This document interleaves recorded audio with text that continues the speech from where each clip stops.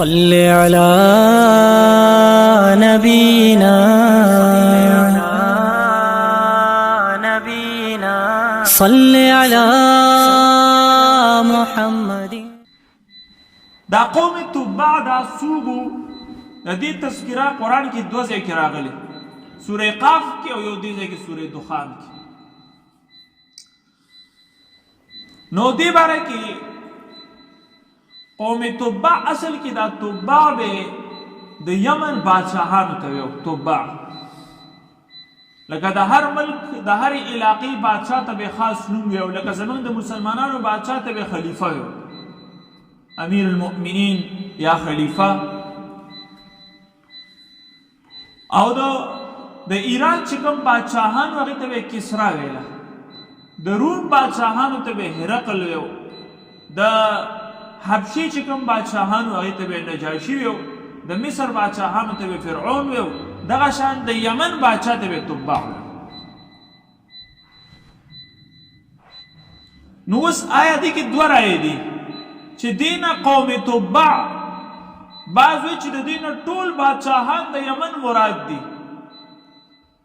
او دویم قول چې ابن کثیر هم خوښ کړی دی هغه دا دی چې د تبع نه مراد تبع اوسط دی، او د ده نوم اسعد ابو کریب بن ملیکرب دا د ده نوم و. دا د حضور نبی کریم صلی الله علیه وسلم نه تقریبا 200 کاله مخکې تیر شوی، گویا کې د عیسی علیه السلام نه دا مخکې و. نو دته ډېر قوت او طاقت چې دی میلاو، او د ډېر زیات ښارونه فتح کړي، دا شام، عراق، عرب، دا ټول د دې د ماتحتو او د دې چې دی په ګرفت کې و دغه ټولې علاقې. نو دغه شان په دغه فتوحاتو کې یو ځل دا په مدینه باندې تېرېدو، لکه دا علاقې فتح کول روان به مخکې، دا مدینې ته راورسېدو او د مدینې والا سره چې دی په مقابله باندې شو، مدینې فتح کوله او د هغې نه مدینه قبضه کوله. نو ظاهره خبره ده چې علاقې والا ډېر هم کمزوري مقابله کوي، خپل کلی چاته په اسانه نه پرېږدي. مدینې به والا سره جنګ وکړو، خو مدینې والا به مو سره عجیبه کار کوو. د ورځې به یې جنګ وکړو، د شپې چې به هغوی ستړي شو، پوره د ورځو به جنګونو چالو، داسې نه چې بټن وه درزه معامله ختمه نه، هغوی به د لاسو د سوکانو د ډانګو د تورو مرو جګړې به څو ورځې به جاري وي. نو د ورځې به یې چې پوره ورځ جنګ وکړو، چې شپه به شو هغوی به ستړي شو، دمه کېدل به، نو د شپې به ورته خوراک راتلو او لومدې مدینې والا وړو. نو هغوی وشرمېده چې دا څنګه چل دی، د ورځې را سره جنګ وکړي او د شپې را باندې چې دی خوراکونه کوي. بیا ورته چا د مدینې والا چې دا ډېر نرم وي، دا کوم کسان چې تللي دي هغې اندازه لګولی لا د مونږ ټول بوځي، نو د مکې والا په نسبت سره هغې ډېر مینهناک خلک وي. او چونکې الله ته د دواړو جهانو سردار راوستو، نو د هغه وخت نه دې خلک چې دی نرم کړي وو، د مدینې اوسېدونکي خلک طبیعت کې نرمي وه د هغه وخت نه. یو دو یهودیانو ورته ووې عالمانو چې ته دا مدینه فتح کړې، دا ته نشي فتح کولی. هغه ورته ویل ولې؟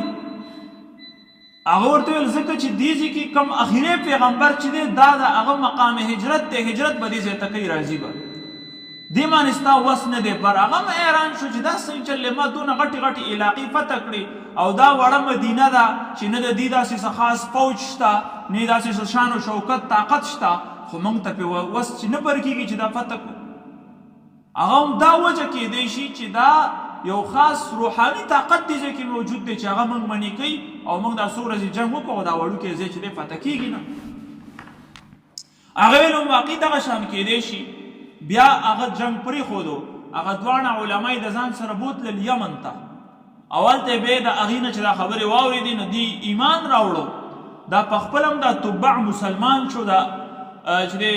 اسعد ابو کریب چې ما تاسو ته کوم یاد کړه دا مسلمان شو.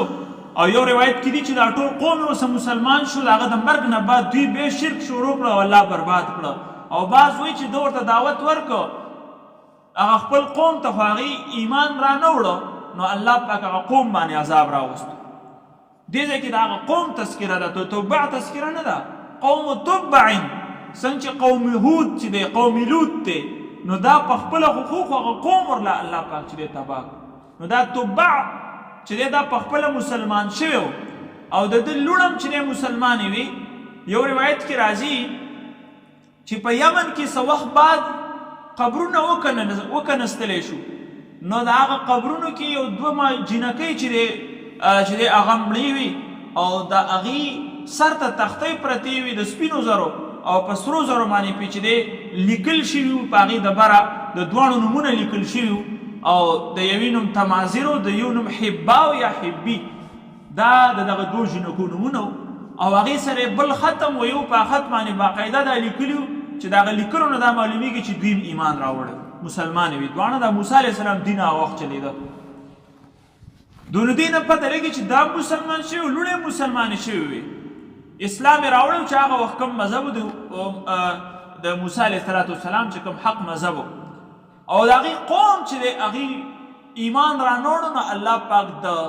ده قوم چې تباه کړو په هغوی باندې عذاب راوسته سورې قاف کې هم د دې د قوم تذکره ده چې الله پاک برباد کړی او دې ځای کې هم چې دی د هغې د بربادۍ تذکره ده نو دې نه معلومه شوه چې دا تبع دا په خپله مسلمان شوی و باقاعده او دوی به ایمان راوړو خو قوم د ده ایمان رانوړو الله پاک چې دی دغه قوم برباد کړ نو دوی ډیر مال حال په اعتبار سره که څونه علاقو باندې دوی حکمراني وه د تبع نه بعد دا قوم هم چې دی مالدار پاتې شو خو چونکې ایمان یې رانوړو او سرکشي شروع کړه نو الله پاک برباد کړه او دوی بیا د هغې نه بعد ښه د ورځ ونه لید نو الله پاک هم دغه فرمایي چې دا مشرکان طاقتور دي یا د تبع قوم طاقتورو هغه زیات طاقتورو خو الله وایي موږ هغه برباد کو جرم په وجه باندې نو تاسو خو هېڅ نه یاستئ قوم عاد او قوم ثمود هم برباد کو چې د هغوی لوی لوی قدونه قد و قامت د هغوی طاقت چې د قجورو ونې به یې راایستلې په غټ ګټانو به یې یو بل ایشتل هغه قوم هم برباد کو نو تاسو خو هېڅ نه یاستئ د هغوی په مقابله کې ستاسو بربادي خو موږ ته څه ګرانه نه ده نو دې ځای کې دا قوم تذکره راله والذین من قبلهم د دې نه مخکې خلک هم طاقتور ستاسو نه چې څنګه ما وویل قوم عاد قوم ثمود وغیره اهلکناهم موږ ټول برباد کړو انهم کانوا مجرمین هغوی جرم کو او دا جرم تاسو هم کوئ نو که هغوی مې په دې جرم برباد کړي نو ستاسو بربادي کې موږ هېڅ شک نشته او دا ځمکه اسمان دی دا موږ سره ګپ شپ دپاره نه دي پیدا کړي دا موږ حق او سچ او د اظهار حق دپاره پیدا کړي دي کې غور وکړه او زما خدایي ومنه الله پاک فرمایي که په دې کې د غور ونه کوو زما د خدایي دې ونه منله نو الله پاک وایي دا نه پوهېږي او هله به پوه شي چې کله ورځ د قیامت راشي او کله سترګې پټې شي نو هغه د حساب کتاب په ورځ باندې به دې ته چې دی د اندازه کېږي نو الله پاک دې ځای کې دا قومونو تذکره به طور عبرت ذکر کوي چې خپل وخت دا قیمتي کوي خپل وخت چې دی هغه الله سره چې دی تعلق جوړ کوي او اسلام ته پوره را داخل شي نو بیا به کامیاب یې ورنه که جرم هم وکړو نو ستاسو بربادي یا